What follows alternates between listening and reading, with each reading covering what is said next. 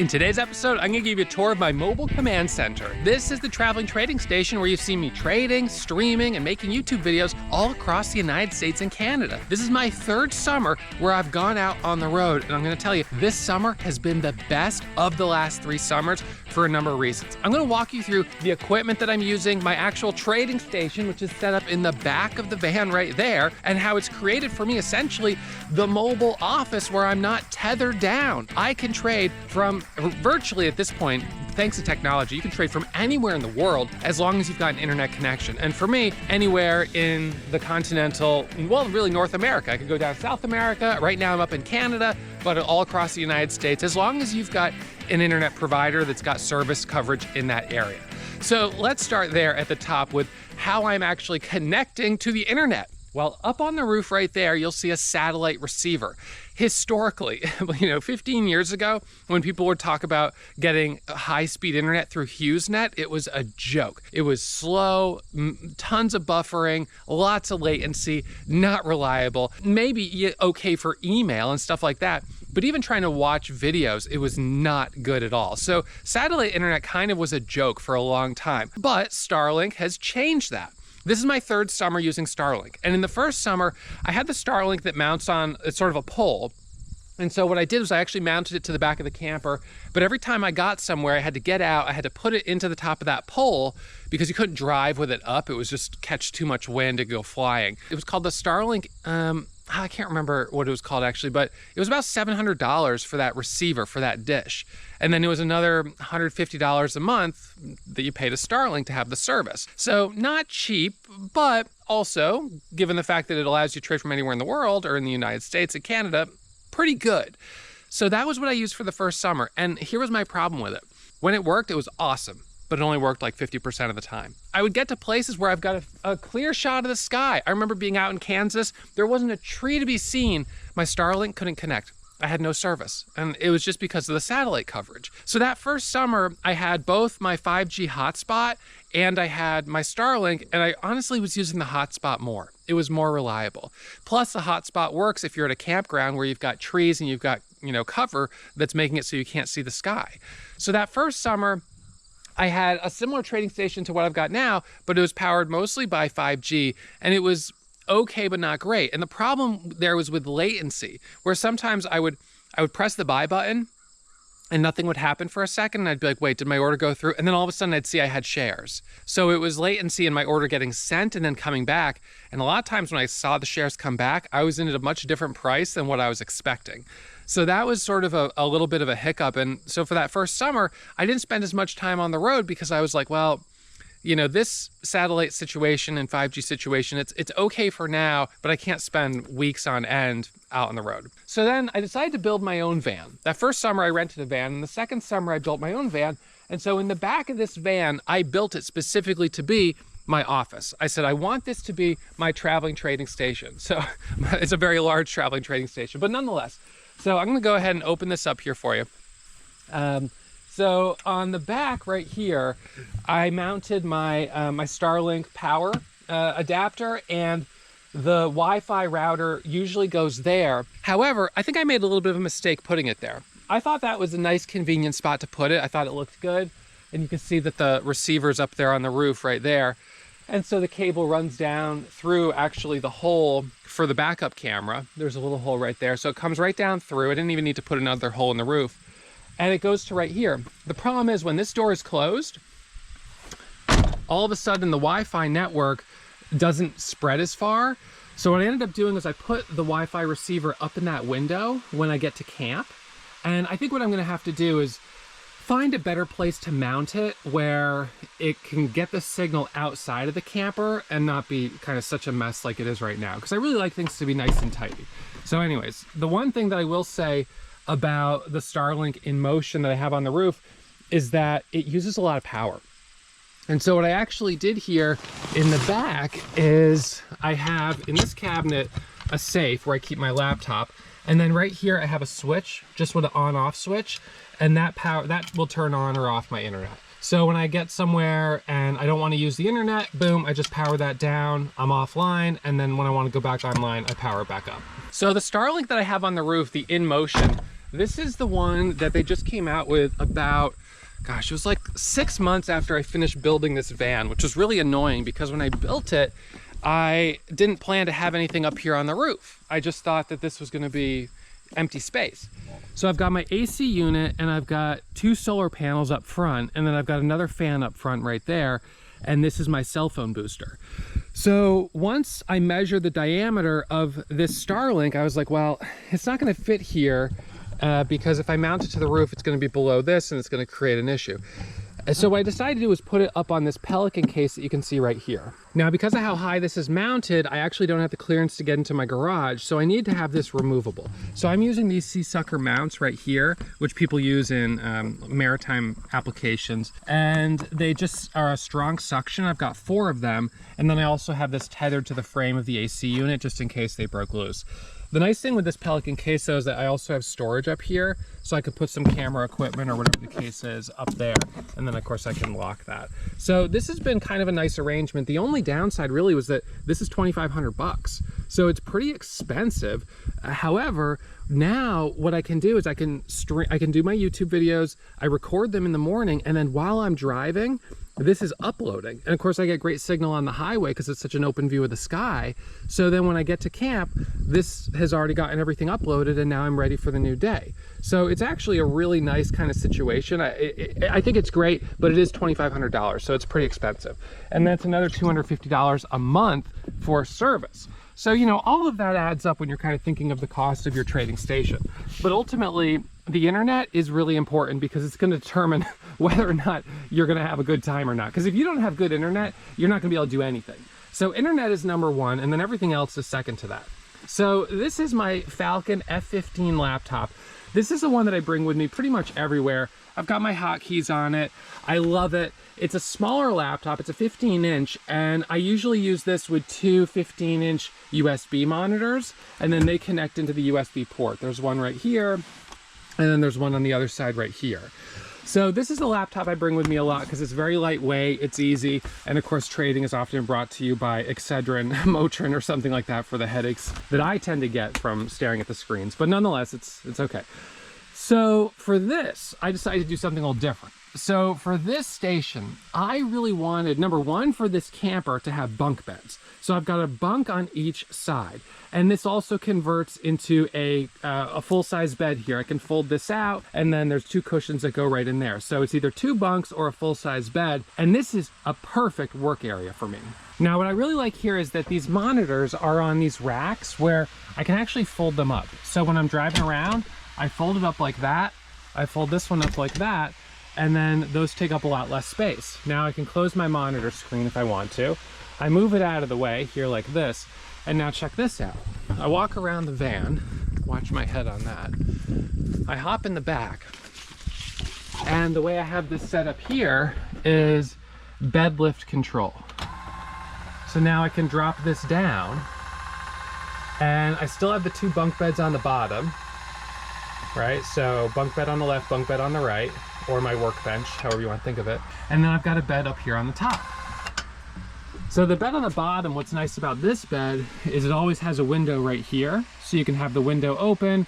That brings fresh air in, especially when you have the fan up here on exhaust. So this is pulling air out.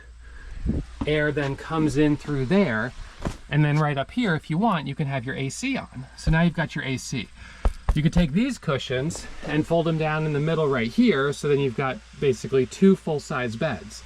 So this has been a great layout for me. I can throw stuff up on the top, and then I can lift the bed back up.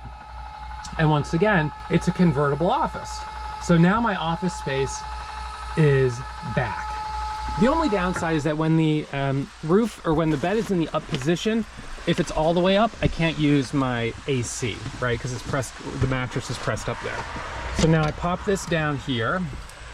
I pop this one down here. I swivel the table out, and now I've got my setup. So right here, I usually keep it aligned like this. And this is my chart, my scan. So this is sort of the main monitor that I'm broadcasting and streaming for all of our members. And then this right here is my second monitor just with extra charts. And then this is my trading screen right here. And then of course I've got my nice mic, so you don't have to hear me on a muffled kind of microphone just from the video or from the laptop. I've got my nice mic hung from the ceiling. So in fact, even if I really wanted to be daring, I could this would be daring, if I wanted to let someone drive, I could let someone else drive, and I could ride back in here, you know, going over the bumps and everything else, swinging around, and do my trading in the morning. So if we really had somewhere we had to get to, and we had good open highway and, you know, good signal service, then this would work just fine. Now, of course, I still have my hotspot as a backup, but what I'll say is that this year, the service with Starlink is the best that it's ever been. Now, I think this goes without saying that I am not being paid to say this. I'm not an affiliate of Starlink in any way.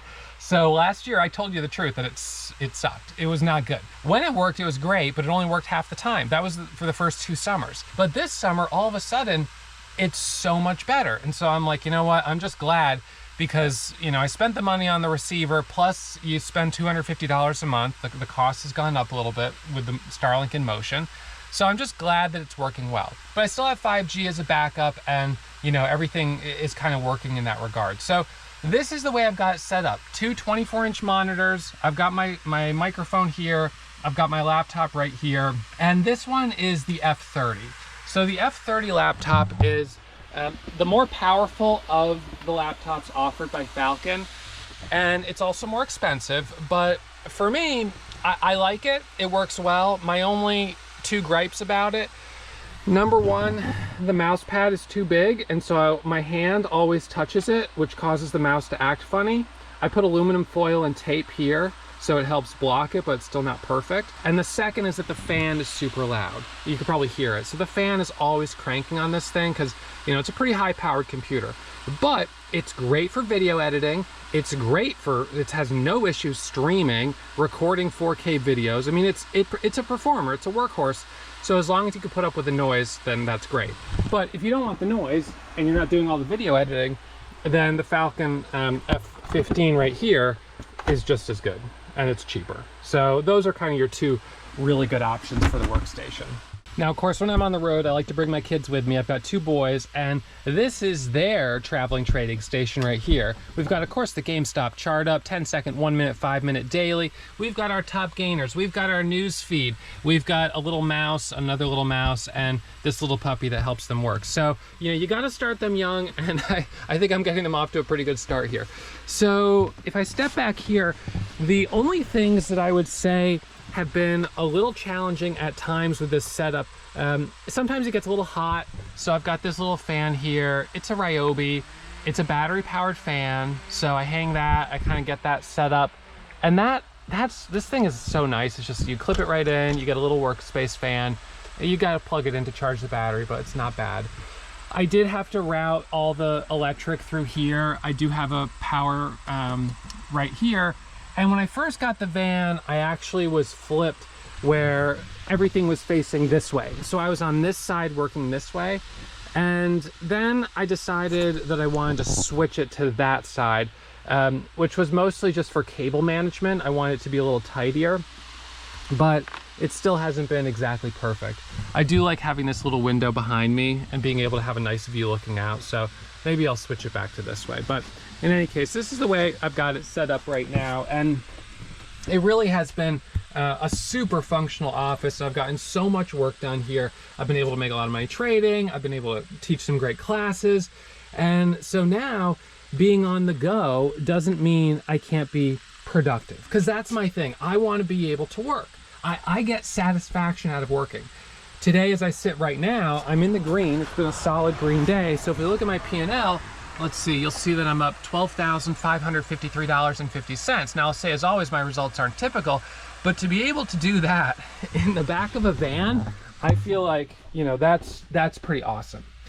So that's the back, you know, whole section of the van. Basically, it's my office and then some storage. On this side right here, I've got a battery bank right under there. So I've got batteries under there. This side, I've got water under here.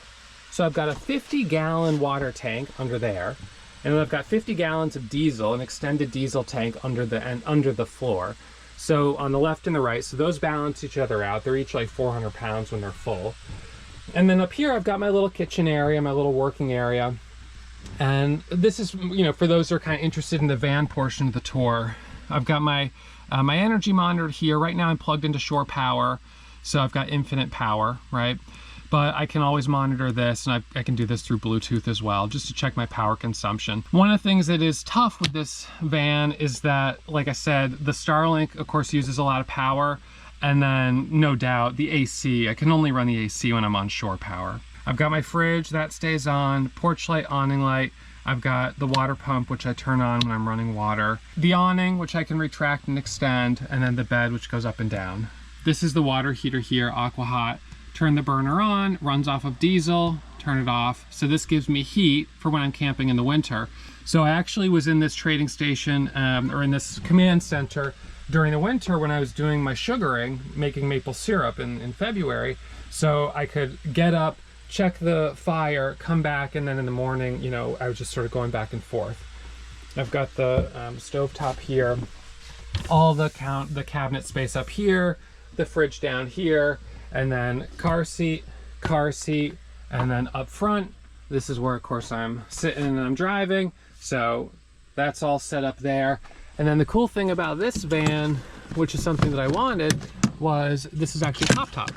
So I actually have sleeping here for, in theory, 6, although there's only car seats for 4, but I do have enough sleeping here where I can open this up like that, and boom, I've got this whole bed right up here. So I like sleeping up here when it's hot out. I've got the nice screens. The only thing I'll say about this, for those of you guys that are interested in doing something similar, is that the smell of adhesive is really strong. I didn't know that before I got it, but the way they connect the whole pop top to the roof of the van is with adhesive. So essentially, that up there, that whole section is glued to the roof. So it just smells really strong, especially on a hot day, which it bothers me with my headaches. So I sleep up there, but I need to make sure there's a cross breeze, because otherwise it just gets to be too much. So that's the van. It's a 2022 Mercedes. It's a Sprinter 2500. It's a four-wheel drive. It's not all-wheel drive. It's four-wheel drive. So it's rear-wheel drive when it's not in four-wheel. So rear-wheel drive, then I switch it in to put into four-wheel drive. I've got the diesel engine, which is something that I really wanted. I've got the spare tire, which I've already had to use twice.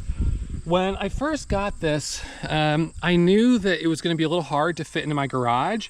So I got quick release valves so I could deflate the tires, and then I could drive it into my garage, and then with a compressor fill them back up. The problem that I had with that was that they were leaky. And so sometimes they would leak and even go all the way to flat, and then I had to change a tire. But one of the things that I've talked about, so I've done this several times, changed these tires, is that it's easy to get bent out of shape and get frustrated, like, oh my God, I've got to change a tire. And this actually happened last summer. So last summer, I had a day where I was right here at this same spot, and I pull out onto the road right out here, and I realize that I've got a flat tire, because I can hear, you know, it's obviously dead flat. And it was like, I was driving because I noticed that I wasn't getting any service here for whatever reason. Even though I had service the night before, that morning I didn't have any service. So I was like, I'm gonna drive down to the ocean right over there, where there's a nice parking lot that's gonna have a good view of the sky. So I pull out, and right here I've got a flat tire. Now I've got to change a tire, and I've got about, 5-10 minutes to do it before the market's gonna open, for pre-market trading. So I'm like, all right, how fast can I change this tire? Now, I got my son out, and I was like, we're gonna change this tire real quick. I changed the tire, I knelt down, crushed my glasses, traded with tape on my glasses for the rest of the trip. But you know what? It was like, this is a fun experience, and now he knows how to change a tire. So that was the first time we changed a tire in it, and then it ended up happening 2 more times. And both times, all times, it was because of the valve stem being loose. Or not loose, but just leaky. So a couple other things I can say about the van. Again, for those that are curious about that, one of the things that I felt like was important was to have a little extra fuel on the back, even though it's got a 50-gallon fuel tank. And then I've got this storage right here for oil, trash, you know, whatever, just some extra stuff, tools and whatnot. This I have used. These are the Max Tracks. So if you get stuck, you can wedge these under the tire.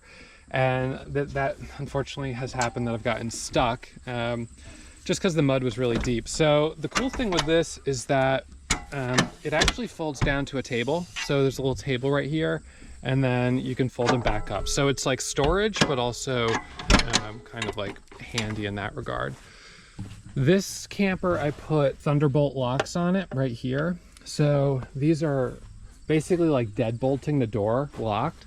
So you have your regular lock, and then you've got the Thunderbolt. So you've got the two locks. So if I come up here and then I close this door, if I lock this, you can hear it's like, sounds kind of like a G-Wagon actually. So it's a heavy duty lock, and I think that that's good. Now, I always like to travel with a couple of copies of How to Day Trade the Plain Truth, because you just never know who you might run into on the road, and that can be my opportunity to give someone a book. So I have run into a couple people so far on this trip who recognize me from either YouTube or who are actually members, which is always nice.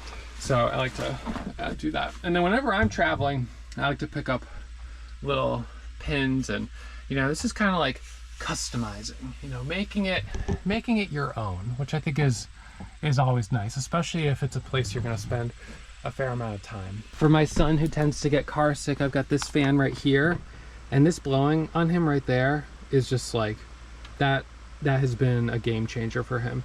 Although he's got a window here, this is even better. So nice little fan. But the Ryobi fan is also good in that regard. This is just powered, so I don't have to charge it up every time I get somewhere, or it doesn't run out of battery because it's tied into the actual the whole unit.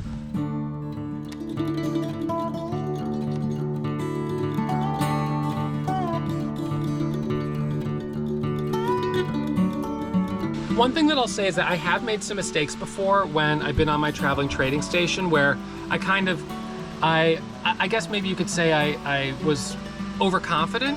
You know, I was like, oh, I'm on vacation, I'm just gonna sit down, I'm gonna make a quick $5,000, and then I'm gonna go out and enjoy the beach.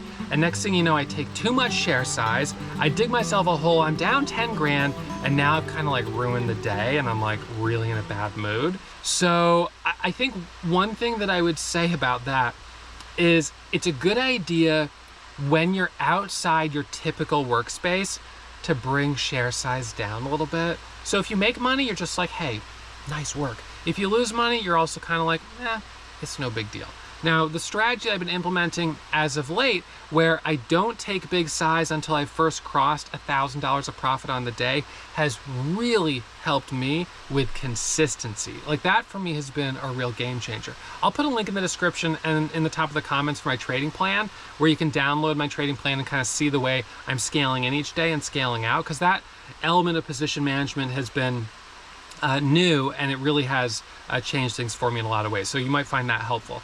But for me, on this trip, I have been a bit more moderate with share size, and part of that was because I did have one day last year when I was up here in Canada where I remember being too aggressive, digging myself a hole, and then kind of ruined my day. And I was like, you know what?